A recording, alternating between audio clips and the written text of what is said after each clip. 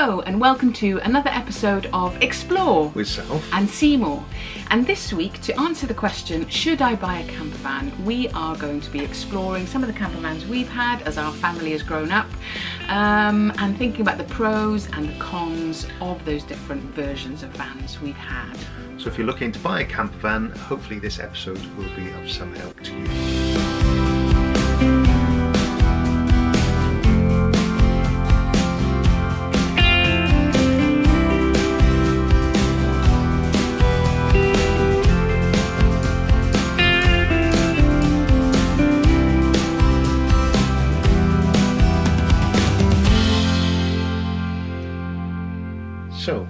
So, where should we begin? Well, the question is, should I buy a campervan?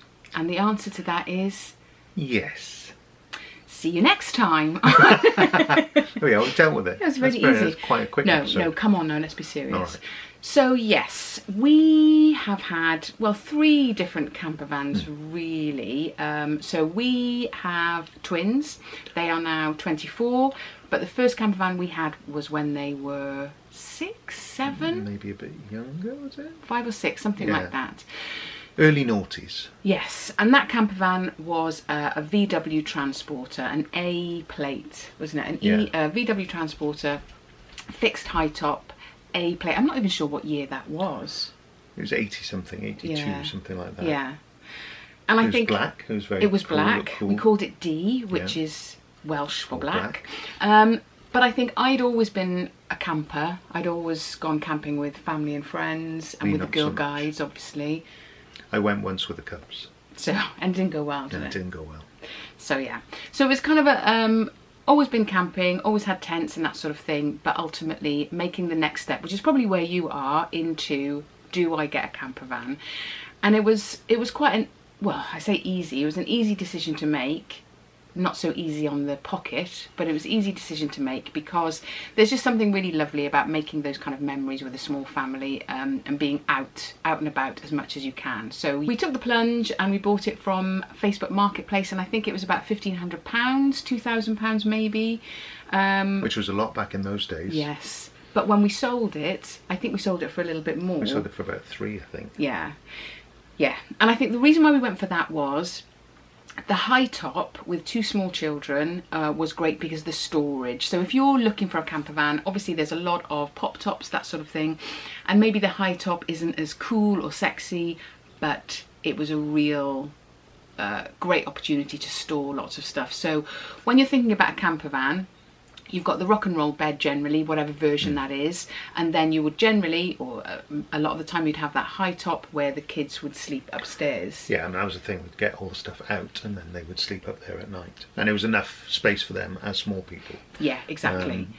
And I think that's what you've got to consider, is that if you are a family of 4, then yes, you have the physical space to sleep upstairs once you put the pop top up, but it's where do you store all the bedding when you're on the road. So storage is a real premium in those kind of camper vans. So it's where you tuck everything away. So what we found with the high top was that all the bedding was stored up there. Yeah. So the bedding for our bed downstairs, but also the surfboards, the wetsuits, the general stuff that you take with kids, all the towels, the windbreak, the stuff for the beach, all that stuff was stored up there, and you didn't kind of have to get it out as soon as you arrived anywhere. So once we got to a campsite, we would just take the surfboards out and those sort of bits and bobs, put them underneath the van, and then you're pretty much ready. You haven't got to find places for all the different bedding on the seats, etc. Absolutely.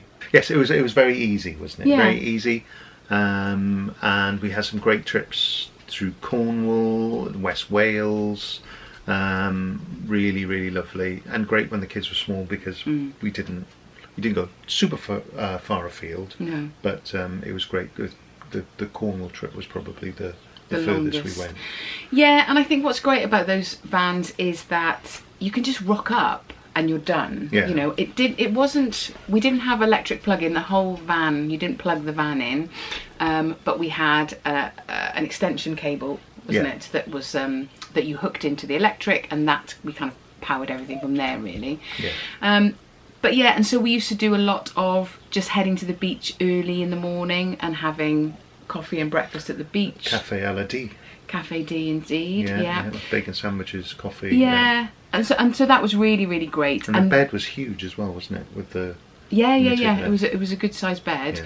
But again, we couldn't have done that if we didn't have that storage at the top, in the top all the time, because as we say, all our bedding went up there and then we would just kind of hit the road. So it was great to be able to do that and take everything with you all the time and not have to worry about getting everything out to be able to access the fridge or the cooker, that kind of thing. So that's the only thing if you've got a family with those smaller camper vans, I think.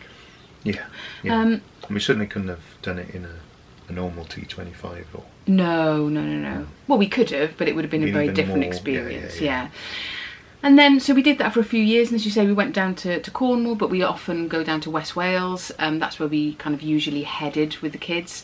And then as they got a little bit bigger, the bed upstairs wasn't really big enough for them, so we ended up buying a drive-away awning, and then a drive-away awning with 2 bedroom compartments in it. So essentially we would all sleep in the awning, which was great. That was absolutely fine. You know, we still had our Cafe D, we still had all the cooking stuff there, still had all that different storage to be able to head to the beach, etc. But again, then you've got a slightly longer setup. And yes, nowadays you can have the the blow up. It wasn't awnings. A case of just and then it was there. It was a lot of poles and Girl Guide knowledge from you. And all the other sort of bits and bobs that you'd have to take as well. And I think that's the thing, isn't it, is that you really have to be careful, because you have a camper van because it's quick and easy, and then all of a sudden you're taking all this stuff with you. The entire kitchen. And it becomes just like camping, because you're having to unpack everything. So that's the other thing that we found. And then we kind of got to the point where we were like, okay, not only is it not ideal for what we need it to be, but it was just very old. Yes, and as lovely as it was, I remember seeing your face the day we bought it. It was the happiest I think I've ever seen, Lynn. Other than our wedding day, of course, darling. Maybe. And the birth of our children, of course. No, I think this probably was the biggest day for you ever. So happy behind the big wheel. And it looked great, and it was fantastic, and it was a good smooth drive. But you were never entirely sure if you were going to get to your destination. And we're not particularly technically minded or mechanically minded, so it was always a little bit of a touch and go. And I think anybody that knows West Wales, we were never sure that we were going to get up the hill from Newgale, either heading west towards Solva or back east. The hills down into Newgale were fine on the way down, but on the way back up, if we ever had to kind of stop mid-hill, that was it. We were in trouble. It was game over. And we knew that we wanted to go further afield, really. So we made the big decision to say goodbye to D.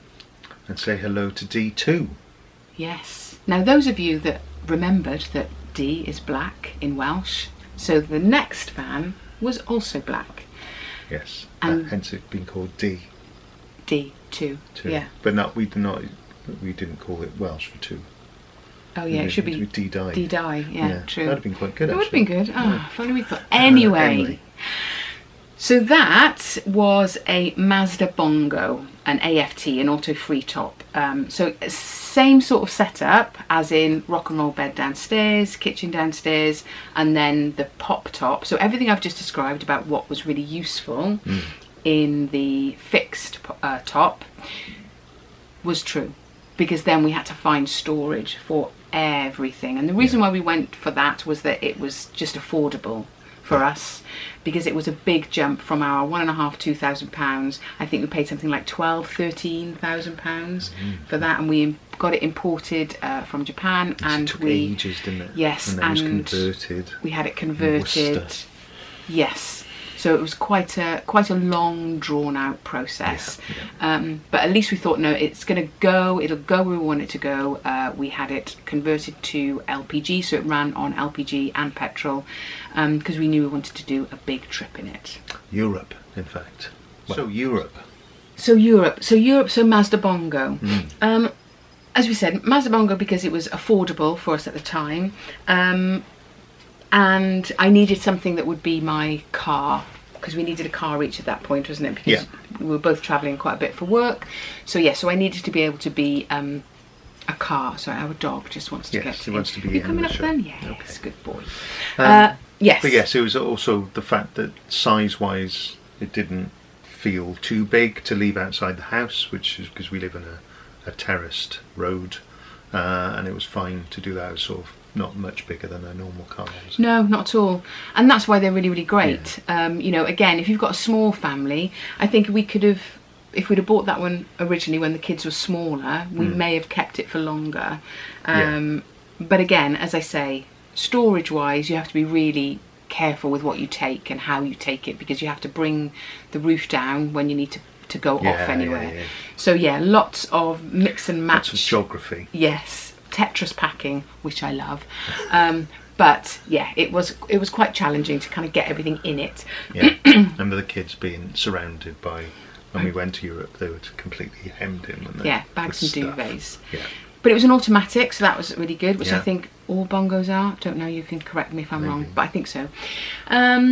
Yeah, so that was great. So we decided to go over to the Hook of Holland, didn't we? So we spent a little bit of time in Amsterdam, and then Camping Zeeburg, and then we came all the way down via Austria, Germany, the Black Forest, and then into Italy as far down as Venice and Pisa, and then we went across from there through the bottom of France, south of France, and through Mont Blanc.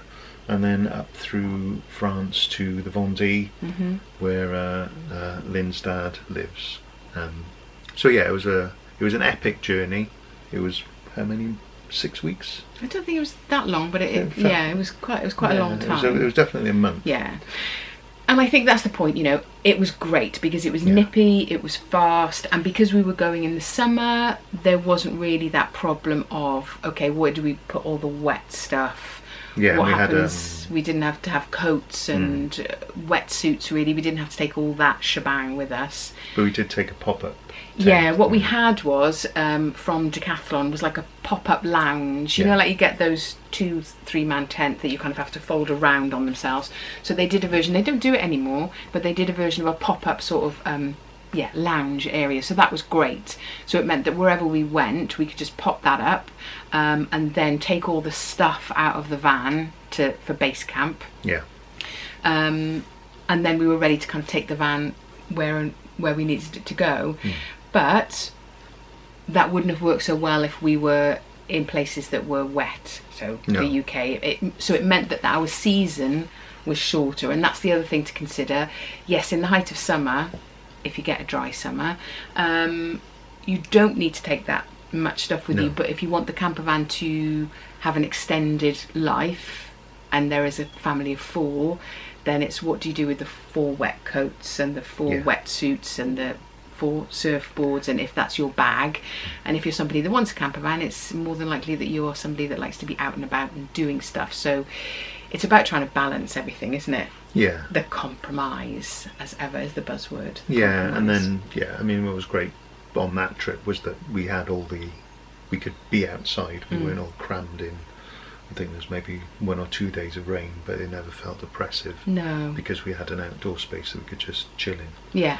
And it had an awning, didn't it? And a wind out awning, and which we used to hang the mosquito nets around. Yeah. And in both vans actually, D1 and D2, we had the bike rack, so we took 4 bikes with us each time. But again, I know, it's crazy, isn't it? Crazy. But again, that sort of adds weight to the van itself. But yeah, so a smaller van, but we knew that we wanted it to do a bigger trip, so it did have its challenges. But with it seemed like the pop top there was much more room, wasn't there, rather than the high top. Yeah. So the kids, there was enough room for both of them to sleep upstairs properly, even though they got a bit bigger. They were about 10 when we went. 10, 11, and then so they still fit up there quite, they were fine up there. Yeah. But yes, that was the next thing then, about the choices you have to make. Yeah, and so we didn't really have the bongo for very long, and actually, while we were in Europe, there was a few events, so the van got broken into. We had all our passports and our money stolen. Oh, drama-rama. Yeah, we had no window, side window for a bit. But we won't go into that now, because that's not going to happen to you. No. But yeah, so that was quite an event. But in terms of the van itself, that was a great choice for what we needed Yeah. it to be at that time, and it meant that we were again able to kind of go where we needed to go. And in fact, I remember us driving it onto the ferry to go over to Holland, and knowing that D1 Wouldn't have got to even the got up ferry. the ramp. Yeah. No, absolutely. So it Yes, was the it was right quite choice. steep. Yes. But again, the reason why we got rid of that one is because the kids were starting to get a little bit bigger, but also they were starting to do weekend activities with different teams and clubs, etc. I had a job where I was often working at weekends. So again, we weren't using it. No. And that's the big thing. You know, they are a massive investment. So you have to kind of think, well, if you're working and if you're working at weekends, are you going to get the most out of it? Yeah. And It's kind of a big... Well, what you want to do is commit to it and be able to just pick up and go. Yeah. And sometimes the ability to carve that time out. Everybody's got busy lives, and the kids were hitting, you know, their teenage years, so they had lots of stuff on as well. And it became about trying to find weekends when we could all go, which seemed to become fewer and farther between. And also because it was only because of the setup of the van, it's because it needs to be quite fair weather to Yeah, go. yeah. So again, all those different variables meant that we weren't really using it, and so we kind of decided the tough decision, because I loved driving it as a normal car. You were very good at driving it. Thanks, babes. Yeah. I had to go once, I think, when we had to do Yeah. that 18-hour drive Yeah, yeah, through France. yeah. It was a good drive. Yeah, it was nice. I was allowed to do it then. But yeah, we weren't using it for what it was there for, so we decided to kind of to get rid. And then we sort of went back to camping for a while when we could get away. Yeah, we had a car with a big enough boot to Yeah. take it, a sort of hatchback. And then the kids do their GCSEs, and then they do A levels, and then life happens, and then they go to to university, university. and then it was just us two again. Yeah. So we Empty started nesters. Oh, is That's that what we it were, is? weren't we? Oh, do you remember? For about an hour. That's how it felt. That's what it felt like. Because then COVID hit. Yeah. Anyway, so we decided that we would take the plunge and we would get another van that would just be for us. Yeah. So the reason we got that van, as we say, is because we wanted to kind of hit the road again. And there was a big decision of what that setup needed to be. Yes. And that's, I think, where we really did a lot of work in working around what our budget would be, because of COVID, they were so expensive. But it's like what the setup needed to be. So I knew that we needed to have a toilet on board to be able to be a little bit more self-sufficient. Self-sufficient, yeah. Wanted to do that because we wouldn't necessarily be on sites as we would have done with the kids. So wanted to have a little bit more freedom in that respect. That we wanted it to be able to be big enough to hang out in the day. So a lounge area was really important because we knew we liked to take it to the beach, just as a day van, that sort of thing. But again, it had to be quite short so that we could fit into parking spaces. So yeah, there was a few things in it that we knew we wanted, and we really like it when you can kind of slide the side door open and feel like you're outside as much as possible. So that's when we went for Alan the Auto Sleeper. Alan the Auto Sleeper, which is the van that you'll see in our other videos. That's what we've had for 4 years now, something like that. And yeah, been he's great. great. Yeah, our And first that- big trip we did to the Lake District, and Yeah, it was amazing.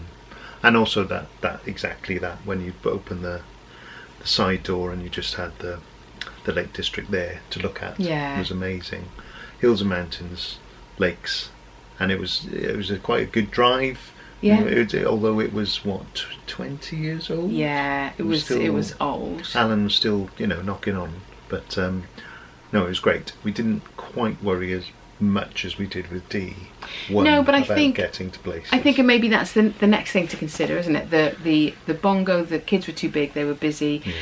But then when we had Alan, yes, it was a little bit touch and go about whether it was going to get everywhere, especially when you buy a second-hand van. We bought it from a dealer, so we knew it had its service done and that sort of thing. And there were a couple of things that we had to go back and forth with. And if you're not mechanically minded, I would also recommend that really, of getting it from a dealership that you can kind of go back and forth to, because there were a couple of things we needed tweaked and fixed. There's a couple of leaks that happened, that sort of thing. Sorted those out.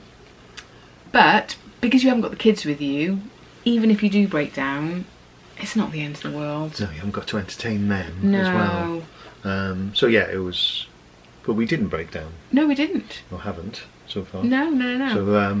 So so it was great, and just pootling around. It was exactly what we wanted, wasn't it? And we could be in it. It could be tipped out with rain. Yeah. We could go. Well, we did go to sort of places and just had a cup of coffee inside and looked out as it tipped down. Yeah. And it was lovely.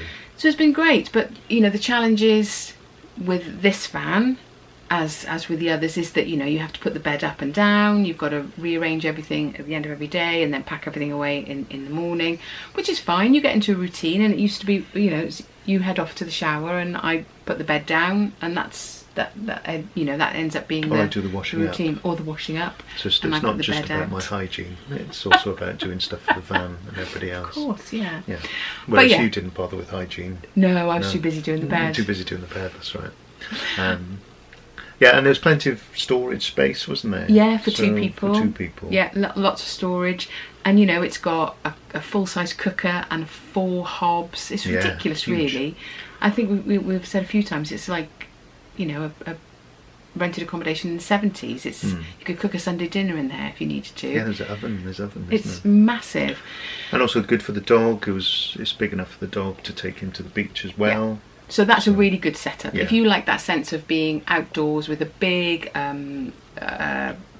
social space, it's great. But the compromise is that you've got to put the bed up and down at the beginning and the end of every day. And we had tried to leave it out because you've got 2 access points. So you've got the slidey door, but you've also got the back door. So we had tried to, what would it be if we left the bed up? Yeah. But it's just a pain. It becomes a pain. You can't kind of access it and whatever. So no. So yeah, and the setup is a good setup. But again, we knew that we would get back into campervanning. So we knew that we wanted to go further afield. So it was the time to bite the bullet again, and thinking about trading it in for something that we know will go. Something newer that will get us back to Europe again and travelling through various countries rather than just staying here and so a bit more ambitious, I guess. Yeah, exactly. And with regret, as Alan Sugar would say. With regret, yes, Alan. Yeah. So I think now comes the investigation into what's next. And then you enter up into a whole world of, is it a motorhome? Is it a 6 metre, 6.5 metre, 5.5 metre? So yeah, there's been lots and lots and lots and lots and lots of investigating. And I think what's really, really important is knowing how you live in the van. And I know that's, if you're at an entry level of what it's going to be, it's maybe considering how you want to use it. Is it for weekends away? Is it for longer? How big are your children? How much stuff do you take? Is it just you two? There's lots of things to consider. And we went to the motorhome exhibition, the NEC, just to get an idea of how various vans are laid out. Yeah. Because you'll get to just go inside them and go, oh yeah, well this is good. We got enough room here. Do we leave the bed up? Do we have a fixed bed at the back? Yeah. Or do we put a bed up and down and have a rear lounge or front lounge? And I think going to those shows really gives you because you can just see what they're like. So we went back and forth on quite a few setups. Yeah, and we've been to a few of the shows over the years to get an idea of different setups. And that's the key, I think, is working out how you live in your van. Yeah. So we know that this time we'd like a fixed bed. We still want a toilet and a shower. We want to be able to have a front dinette as well. Yeah. And we want to be able to have the option of a pop top if we are taking other people with us, or extra storage so we can store stuff downstairs and sleep upstairs. So we knew that those were our parameters, but then you kind of get swayed by, okay, do we go for a rear lounge, which is more sociable? And so you've got the 2 dining areas, the rear lounge and the front dinette. But we knew we wanted it to be 5.5 metres. So that kind of instantly rules out quite a lot of vans. And the reason for that is that we don't know whether we'll be able to park it outside our house, whether we'll be putting it in storage. But knowing that when it's small like that, it occupies a parking space, so you can really get wherever. Yes, the height barrier might be a difference, but you can park it up wherever. Supermarket car park. Exactly. And access, you want to be able to get anywhere. Otherwise, you may as well just go all out and get a motorhome and. Yeah. But we knew that we wanted to be able to access everywhere. And also because we go to West Wales, going down lanes down there.